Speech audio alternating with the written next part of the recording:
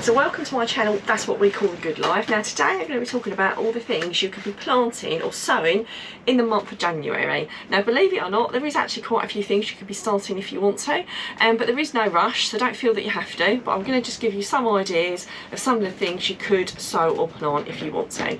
Now if you've not already subscribed to my channel, it would be really awesome if you could, because you get lots of helpful hints and tips all throughout the year from my allotment, my home garden, and from time to time my home kitchen. And it really helps us a lot if you do subscribe, because it means we can share this with more and more people. So let's get started. So what can you be sowing and planting now?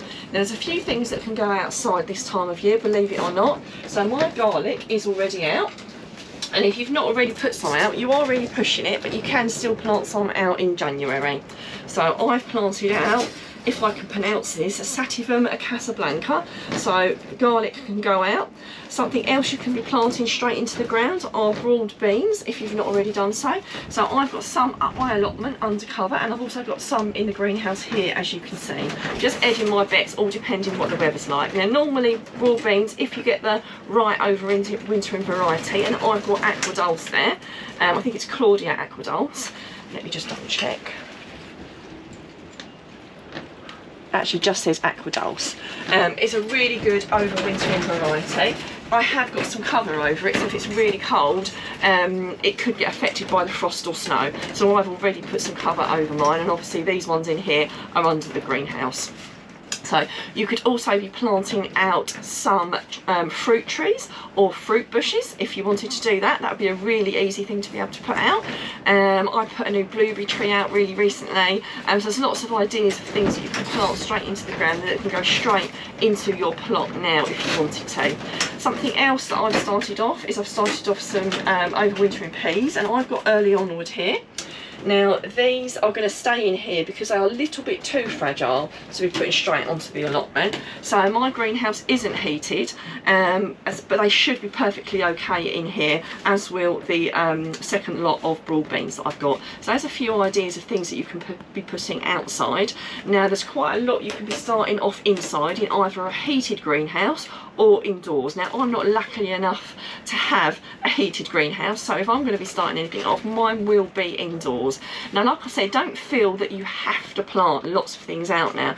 Lots of these things I'm showing you now you can plant as the months are progressing. I'm just going to give you some ideas if you're really keen to do a few bits, and I probably will do a couple of bits as well, but I wouldn't by all means be planting all these things out. These are just pick the ones that you want to do.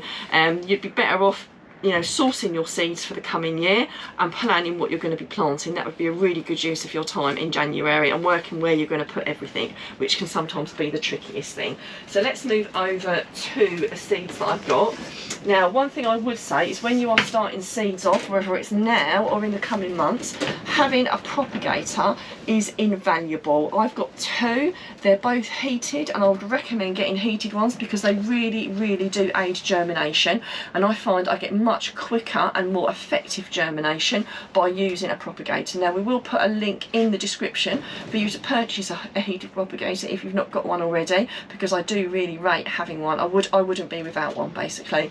I think they're absolutely fantastic.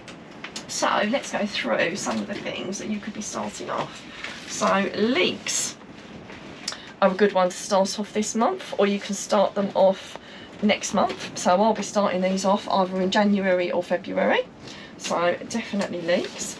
All sorts of different herbs. Now oregano is a typical one which can be started off inside this time of year, and there's probably lots of other herbs if you just check the backs of the packets to see which ones you can sow now. So herbs are another good winner. Different types of peppers, so you've got the chili peppers, I've got Hungarian hot wax there, and also a sweet mixed coloured pepper. So there's something that you would start off. And things like chilies are good to start off early because they do take quite a long time to come to fruition. Some spring onions, if you wanted to give some spring onions a go, that's another idea that you could start off. And one of my favourites, anyone who follows my channel, love a bit of Bright Lights chard. Really easy to grow, lovely and colourful, and when you get the Bright Lights one with all the different colours, they actually taste slightly different, and you can use the stems for cooking as well in risottos and stir fries and all sorts of weird and wonderful things, and of course the leaves as well. So one of my very favourites. good, and it's super easy to grow. So tomatoes, that's one variety I'm going to grow, Tigerello. I will be growing more varieties, but that's one variety there, so you can start some of those off in January. And aubergines, and a bit like peppers, they take a long time to produce fruit, so getting something like that started off early indoors is quite beneficial. And then we're moving on to good old-fashioned cress and mustard, the things that we used to grow when we were kids.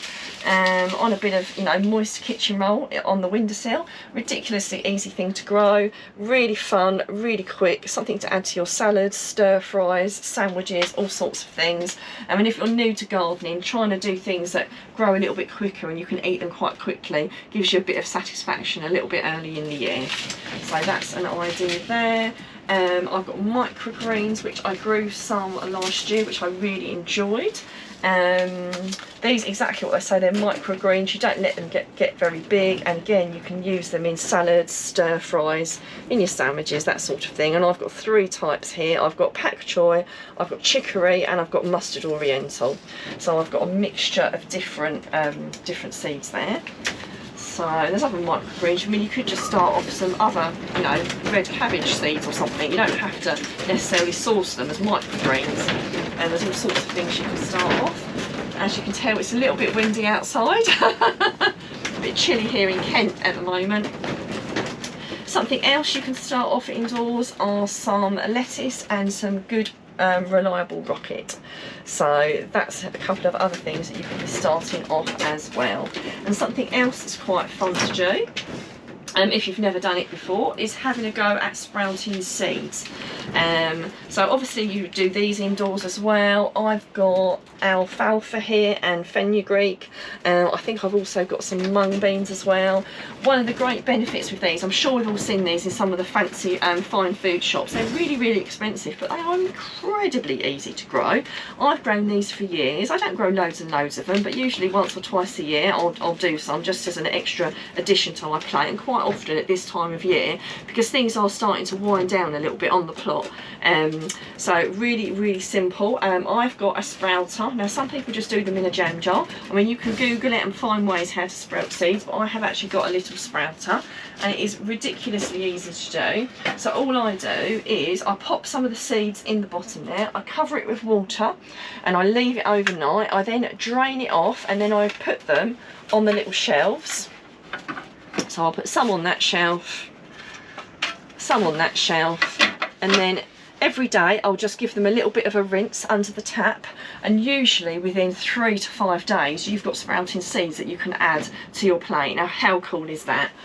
So if you're thinking, oh, you know, it's going to take ages before I have anything to eat off my plot, that is a really, really super easy way of growing something and getting almost immediate satisfaction from starting something off yourself, and something that if you bought would cost you an absolute fortune. And again, these are really versatile, you know, risottos, stir fries, salads, you know, all sorts of things. In fact, that one, I've just put that one in a roll with some cheese, I think. So, you know, and incredibly good for you, very, very nutritionally high, as are things like the microgreens, because they're a lot more concentrated and when they've just sprouted. I'm not going to go into the science of it, but they are really good for you, and we all need a boost to our immune system at the moment.